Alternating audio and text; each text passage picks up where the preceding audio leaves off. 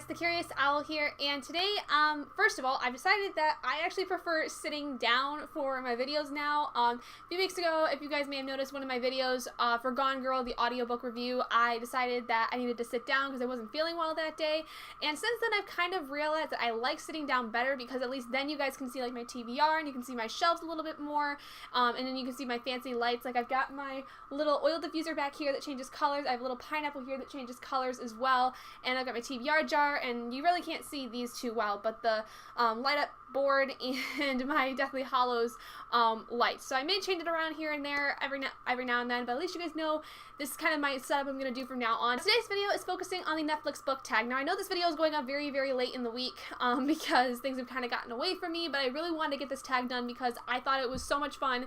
And as funny as it is, I am not someone who watches Netflix very often. It's very rare that I will watch things on Netflix, like movies or TV shows. The newest thing I've really gotten into is actually not even really new.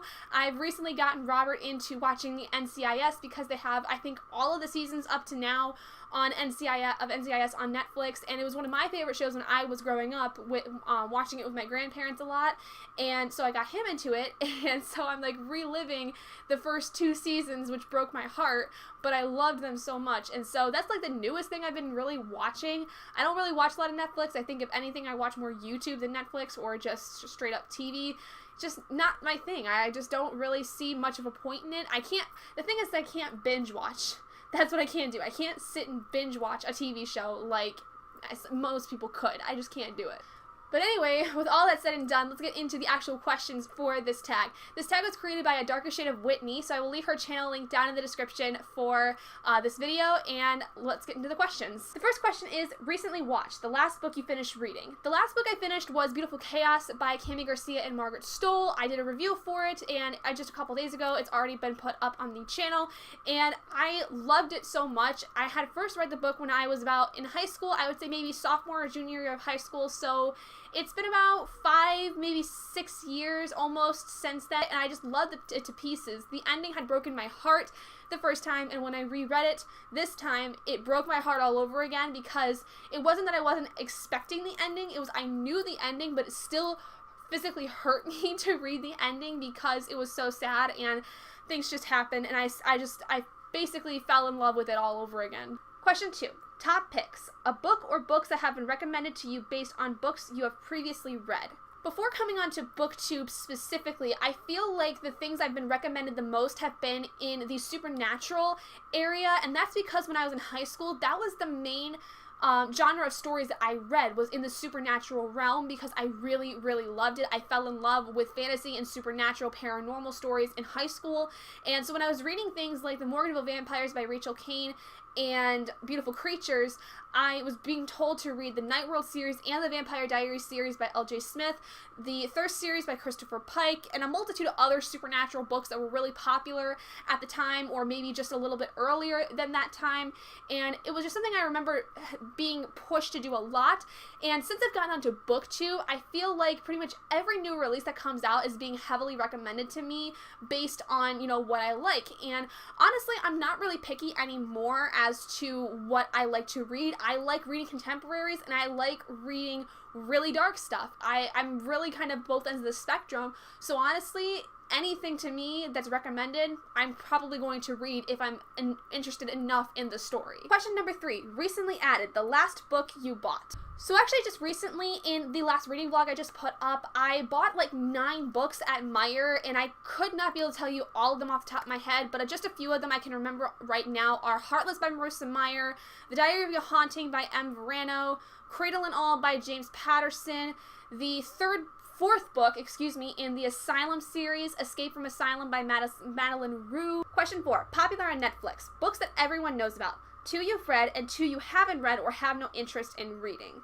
I feel like one that I've read that everyone knows about is Turtles All the Way Down by John Green. I read that actually, I think, not long after the book was released, and I absolutely loved it. I thought it was great.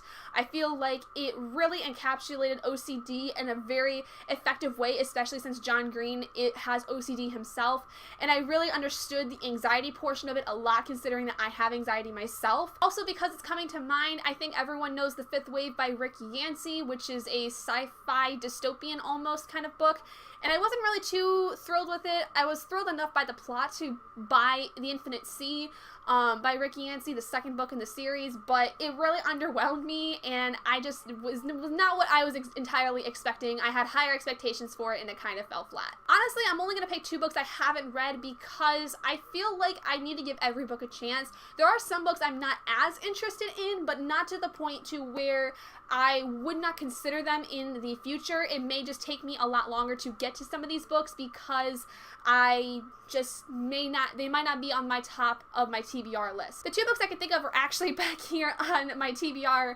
pile for the month of July, and that is To All the Boys I Loved Before by Jenny Han, as I've heard so many good things about that, and with the movie on Netflix coming out, I do want to read it. I'm going to be reading it for the biannual Bibliothon coming up this month, and I'm very excited too because I've heard so many good things about it and how cute it is and how wonderful Laura Jean is.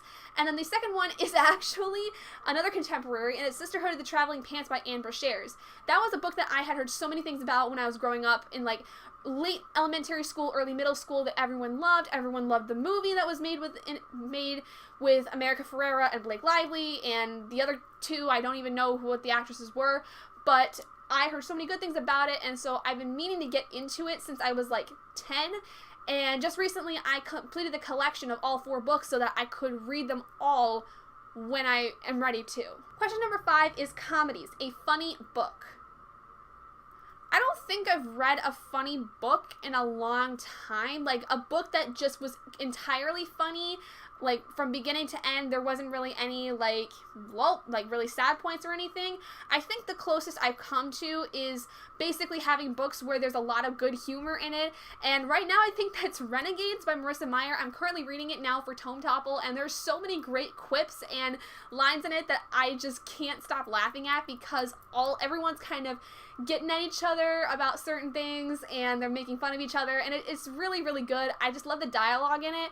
I just can't think of a book, though, that was from beginning to end really, really funny. Question number 6, drama. A character who is a drama king or queen. For this one, I have to go with Ridley DeConnier from Beautiful Creatures because she is such a freaking diva. I cannot even begin to express how annoyed this character makes me throughout this series because she literally takes everything to heart so easily when it's not even about her, and she creates all this drama all the time to make people do what she wants or to get the things that she wants, and it's so ridiculous because you know that she knows better, but it's because that she is a siren that she thinks she can get anything she wants, and it's not a fun time half the time to read some of the things that she does because you're just like, you know better than this, you stupid person. Question number 7, animated. A book with cartoons on the cover. I think the closest cover I can think of is going to be, it's kind of a funny story by Ned Vizzini. I mean, this kind of looks cartoony in a sense.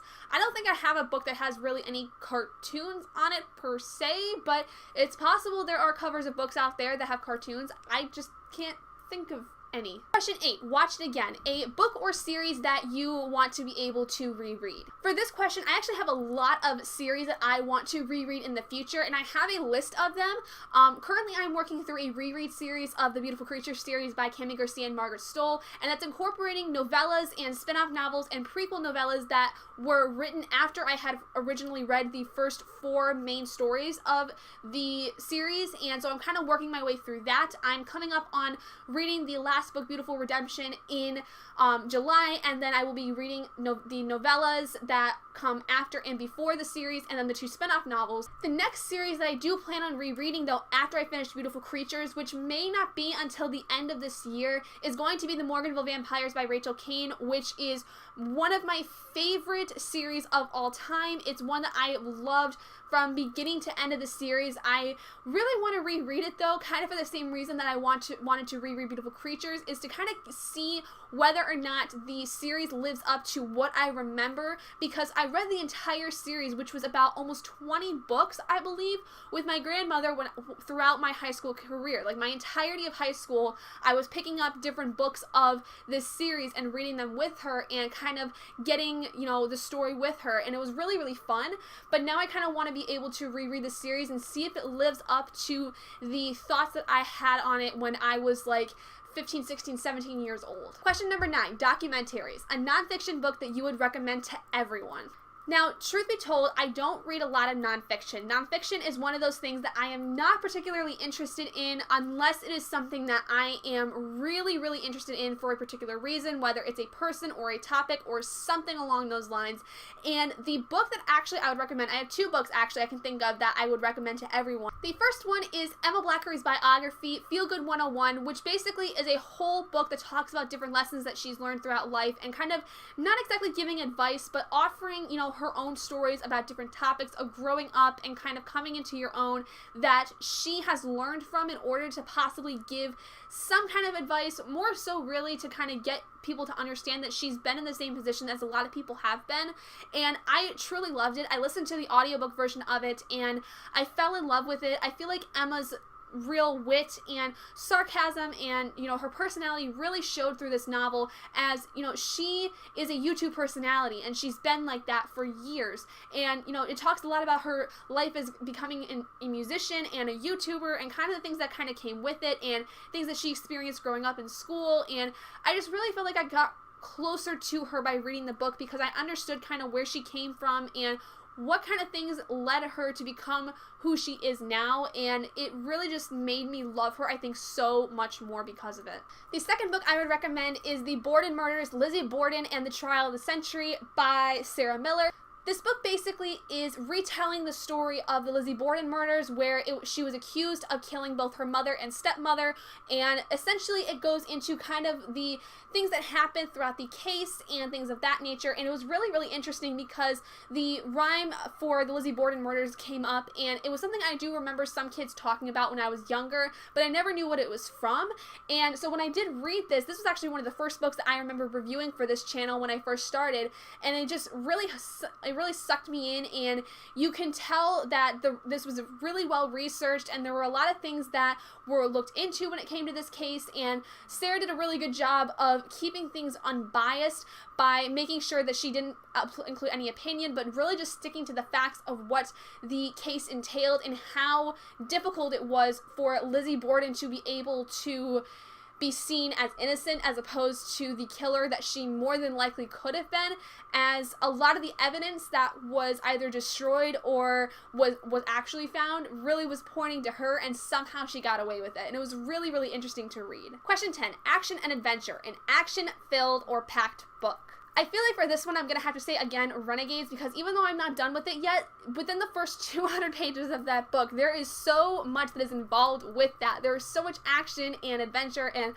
I'm in love with it. I really am excited to be able to finish it for Tome Topple, because I think it's going to end up becoming one of my more favorite books of the year because it's already doing so much for me.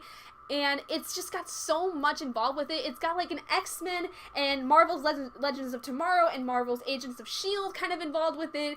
It's all this action, all this intrigue, and superheroes and powers and just amazingness. Question 11, new releases. A book that has just come out or is about to come out later in the year that you are really excited to read. So for this, I am picking a new release that just came out a couple of weeks ago, and that is A Reaper at the Gates by Sabatir, the third book in the Ember and the Ashes series.